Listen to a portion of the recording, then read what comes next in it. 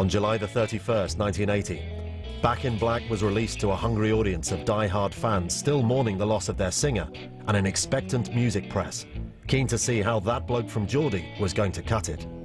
Metal was still in a regenerative process. The new wave of British heavy metal had reignited interest in rock music in the UK, and then, of course, the influence sort of spread worldwide. And AC/DC were perfectly poised to sort of be towards the top of the tree as the whole rock movement gathered apace. The enormous marketing machine that accompanies album launches these days was simply not around in the early 1980s, particularly in the emerging rock and metal scene. They were taking some adverts in the music press. I mean, I doubt whether Atlantic Records would have even bothered trying advertising outside of the music press. When Back in Black came out, Kerrang! And Metal Hammer didn't exist. It only really had Sounds, Enemy, Melody Maker and Record Mirror. So, you know, the metal community would have known about Back in Black, but it's obviously, just by how many copies it sold over the years, it's sold to way beyond that community because it's a great record. The press reaction to the release was very encouraging, and the album surprised everyone by topping the UK charts. But for some, the introduction of Brian raised concerns about AC/DC's future direction. A lot of people felt he changed the band too much and took them in a direction that wasn't suitable, certainly against what they were used to hearing from AC/DC. You know, it was a big success when it came out, but you've got to put it into context. It wasn't a huge album in the same way that Appetite for Destruction by Guns N' Roses, or Hysteria by Def Leppard, or the Black Album by Metallica, or Nevermind by Nirvana. But for the AC/DC fans, aware of the hostile reaction Brian was getting in the press, support was always sincere, particularly during the band's first live gigs promoting the album. And as soon as they saw them live, they knew that this was the right guy for the band. He managed to sing his own material perfectly and just recreate it as it was on the album, but he also managed to sing difficult songs in the circumstances. He had to put across to a lot of Bond fans Bond songs without trying to do it in a way that tried to say, you know, I've replaced him. You can market and game plan an album to sell about 5 million worldwide on a very clever strategy. After that, momentum takes over. No one in their wildest dreams could ever imagine the album would go on to become the juggernaut it became. It continued to sell steadily for over 25 years, and now tops an astounding 42 million copies sold, the second biggest studio album ever, behind Michael Jackson's Thriller. AC/DC hit exactly at the right time. They hit the spot perfectly. Why? Combination of great songs, great performances, great momentum. The great loss of Bon Scott and the fact there were an awful lot of people who identified with trying to cheer the band on because they really wanted it to succeed. But beyond all that, the X Factor took over. The record company weren't directly involved in the day-to-day making of the record. We're talking about an era when record companies were supportive of artists like AC/DC. And all the key people at Atlantic Records knew that this was a fantastic band, and they knew that the space had to be left for them to get on with it. The quick-fire hit will not guarantee you long-lasting sales, but delivering an absolute corker of an album from start to finish, that, you know, the ultimate package, people are constantly going to go out and buy it over and over and over again. They waited until we finished the album, and then the band had a great influence on how that album was, how it was packaged, how it was marketed, how it was presented, and all the rest of the stuff. And the marketing people took that and took it forward and worked with the product, if you like, to use their terminology. It was the right album at the right time with the right sound. It had a modern sound for 1980, but a retro feel. It had songs that people could relate to, but aspire towards. It had performances that people felt were simple, but also were very complicated, because AC/DC songs may be simple to play, so why is it no one does it as well as AC/DC?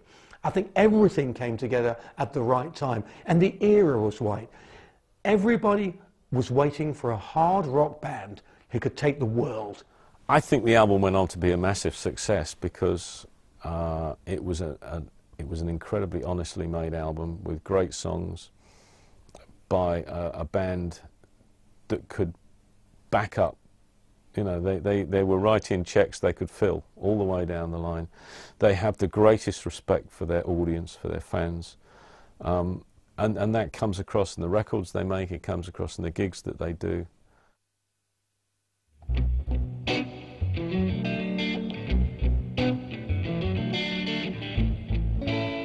It meant a lot. It still means a lot because I was a young rock fan when it came out. AC/DC were and still are my favourite band. You know, I went through the trauma of being a fan of a band who just lost their lead singer. Obviously nothing to the trauma that the band themselves went through, but it's still quite a traumatic thing when you were that young and that into a band. You know, I mean, the fact that I can remember to this day every detail of putting the needle on the record and hearing Hell's Bells for the first time and hearing Brian sing for the first time, you know, that will be with me.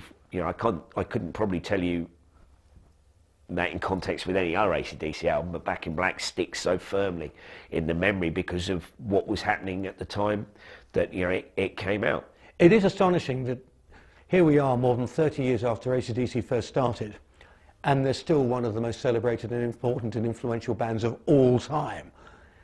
I don't feel they've made a great album since Back in Black.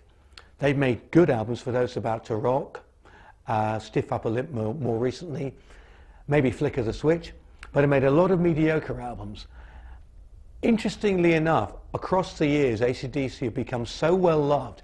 There's so much still the people's band that they get away with all of that. Back in Black, when you're younger, you don't necessarily realise what the whole story was with it, but there's kind of an attitude and there's something buzzing off the vinyl that you get that just feels different.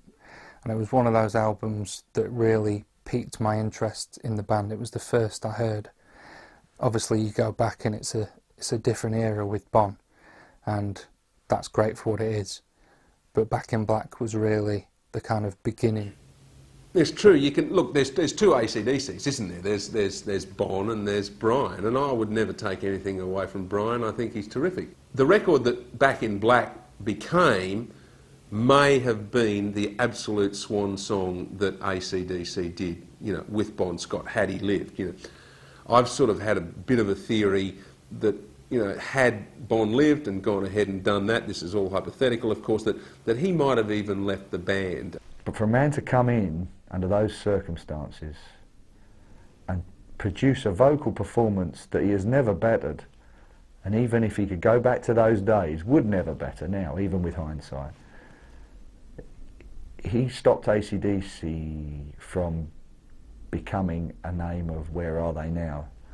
The great bands for me are bands that evolve a sound and a style that reflects their influences. And, you know, AC/DC are no different from the Stones or any of those other really great bands who had their influences. They went back to these influences. They've got influences that go right back into musical tradition. It's the one where they kind of reached a new plateau, which they could never hope to do again.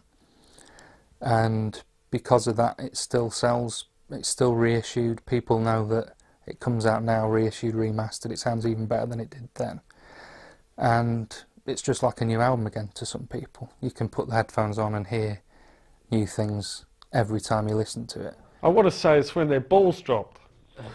It's when the band they finished up being kids and they started into men. You know, it's literally, you could see they changed from being like rock and rollers to being proper rockers, if that's a way. But like, to put it in a nutshell, it's a rebirth of AC/DC. I think it's important to sort of make the contrast with some of the bands that have imitated AC/DC, and there's bands now that are kind of going back only that far. And imitating bands from that particular era. They haven't taken the time to go back another stage or two and really get to the roots of where that music comes from and turn it into something that's new. I think it's a fitting tribute to Bon Scott. I think it's a perfect introductory vehicle for Brian Johnson. You know, there's a touch of sorrow that AC/DC have never managed to hit those creative heights again. You know, but you know, I acknowledge that they're still my favourite band. But I know they'll never make another album as good as Back in Black. It's just got everything. They make these albums, and yeah, okay, they're commercially successful albums, more because they've got a great deal of backup to them to make them commercially successful. But they disappear without trace after a couple of years. And yet, here we are, still talking about an album that we made years ago. How many years is it? And people are still interested in why it was successful. And there's no formula. It's just honesty. It's just being good at what you do. Made in 1980. It doesn't have a sell-by date, because every time you take it out the tin, it's as fresh as the day that it was made. You don't have to remaster that. You can't remaster that. I've never known another album like it for the sonic. It's the sonic majesty that is Back in Black. It's fantastic.